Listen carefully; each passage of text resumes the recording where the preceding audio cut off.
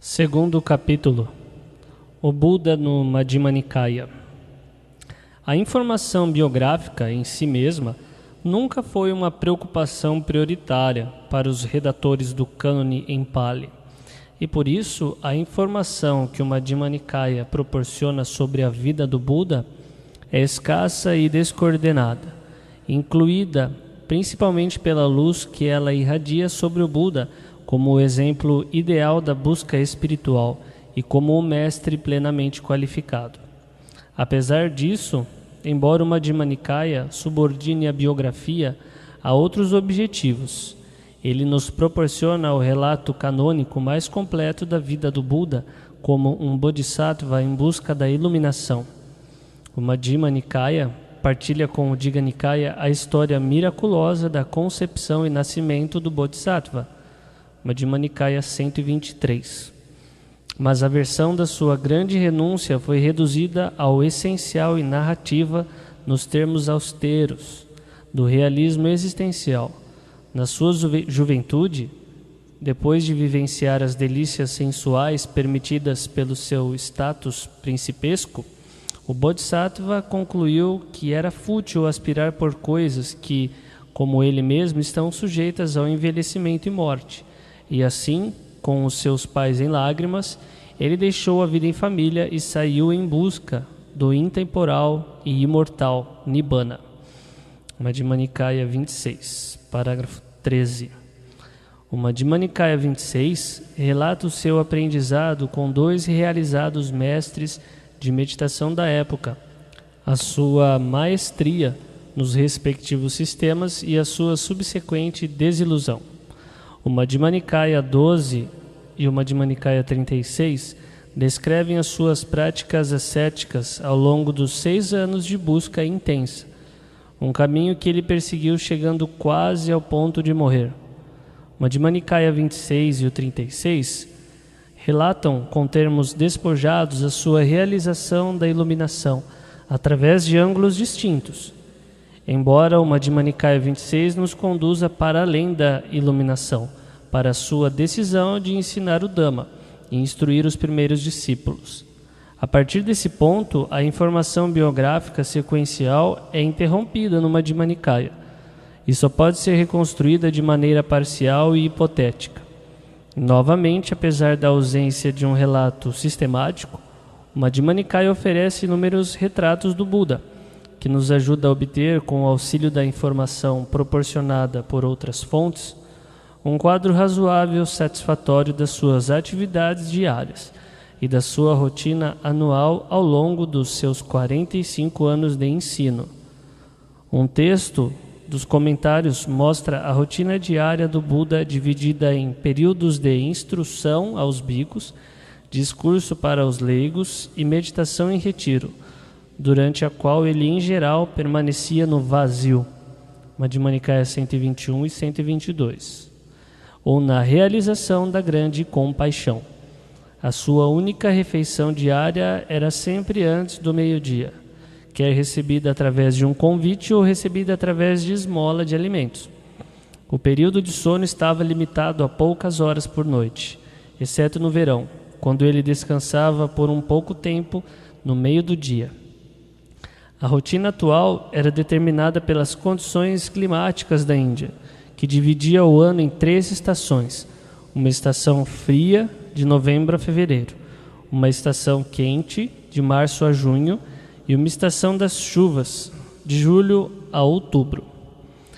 Como era o costume entre os ascetas na antiga Índia, o Buda e a sua comunidade monástica permaneciam numa residência fixa durante a estação das chuvas, quando as chuvas torrenciais e os rios inchados praticamente impossibilitavam as viagens.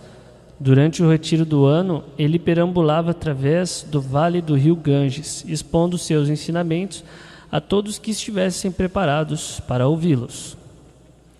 Os principais monastérios nos quais o Buda estabelecia residência para o retiro das chuvas estavam localizados em Savatthi, no reino de Kosala, e em Rajagaha, no reino de Magadha.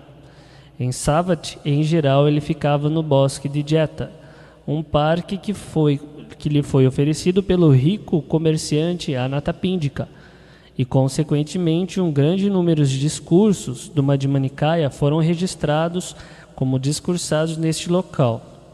Em Savat, outras vezes, ele residia no Parque do Oriente, que foi oferecido por uma devota discípula leiga chamada Visakha, também conhecida como a mãe de Migara. Em Rajagaha, ele com frequência residia no bambual que havia sido oferecido pelo rei de Magadha, Senia Bambisara, e para um maior isolamento no Pico do Abutre, fora da cidade. As suas perambulações, durante as quais ele geralmente estava acompanhado por uma grande comitiva de bhikkhus, abrangiam o país do Angas, próximo à Bengala Ocidental na atualidade, até o sopé do Himalaia, e o país dos Kurus, próximo a Delhi na atualidade. Algumas vezes, quando ele via que em um caso especial requeria a sua atenção individual, ele deixava a sanga e viajava sozinho. Embora o cânone seja preciso e confiável ao proporcionar esses detalhes, a comunidade budista original focava o seu interesse nem tanto na particularidade concreta, histórica do Buda, mas no seu significado arquétipo. Enquanto os forasteiros podiam vê-lo apenas como um dentre vários mestres espirituais na época, como o contemplativo Gotama, para os seus discípulos ele é visão, ele é conhecimento, ele é o Dhamma, ele é o sagrado, ele é o que diz, o que proclama, o que elucida o significado, o que provê o imortal, o Senhor do Dhamma, o Tathagata. Madhya Nikaya 18. O último termo desta série é o epíteto que o Buda usava mais frequentemente ao referir a si mesmo, que enfatiza sua importância como a grande chegada, que concretiza um padrão cósmico repetitivo de eventos.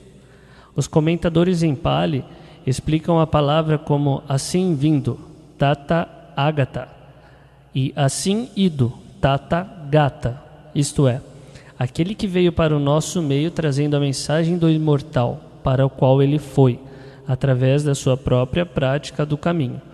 Como o Tathagata, ele possui os 10 poderes e os 4 tipos de intrepidez que o capacitam a rugir o rugido do leão nas assembleias. Ele não é apenas um místico sábio ou um moralista benevolente, mas o último numa linhagem de perfeitamente iluminados, cada um dos quais surge sozinho numa era de obscuridade espiritual, descobre as verdades mais profundas acerca da natureza da existência e estabelece uma revelação, através da qual o caminho para a libertação se torna novamente acessível para o mundo.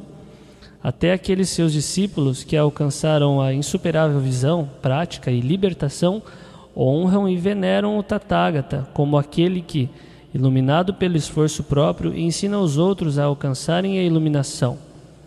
Madhya Nikaya 35. Recordando-se dele depois do seu falecimento, a primeira geração de monges podia dizer: o abençoado foi aquele que fez surgir o caminho que não havia surgido, o que produziu o caminho que não estava produzido, o que declarou o caminho que não estava declarado. Ele era o conhecedor do caminho, o que encontrou o caminho, aquele que com habilidade no caminho, que depois foi seguido e realizado pelos seus discípulos. Madhya Nikaya 108.